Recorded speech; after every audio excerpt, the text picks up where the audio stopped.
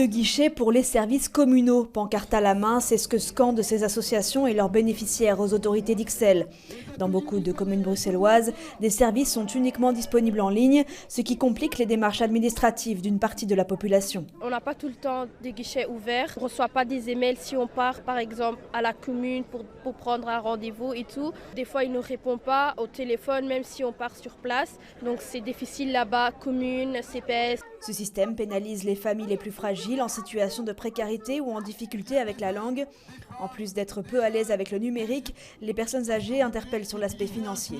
Le nombre de vieilles personnes, de personnes âgées qui ont des pensions très minimes, très courtes, très difficiles, qui ne pourraient même pas se permettre d'aller en maison de repos, comment pouvez-vous leur demander en plus d'acheter un téléphone qui coûte 300 ou 400 euros, d'avoir un abonnement Internet qui coûte au minimum 100 euros par mois, plus un ordinateur? Non, c'est pas possible. L'arrêt de la Cour constitutionnelle impose pourtant depuis fin septembre une triple garantie. Un accès par guichet physique, par téléphone et par courrier.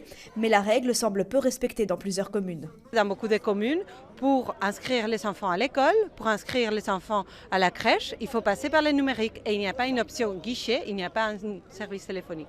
Nous voyons aussi que dans beaucoup de communes, théoriquement, l'accès est disponible. Mais quand vous allez à la commune, en fait, ils vous renvoient directement vers Internet.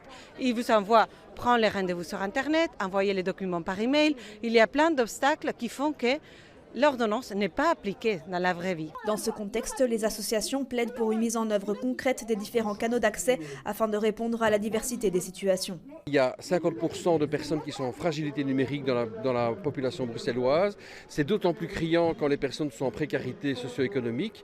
Et il y a surtout près d'une personne sur trois qui ne dispose pas du matériel et des capacités, des compétences pour pouvoir gérer leurs droits via le numérique. Une délégation a ensuite été reçue par le Collège des bourgmestres et échevins d'Ixelles. Résultat, un guichet physique sera ouvert pour accéder au service du logement et le service des étrangers déménagera vers le service de la population pour faciliter l'accueil des personnes.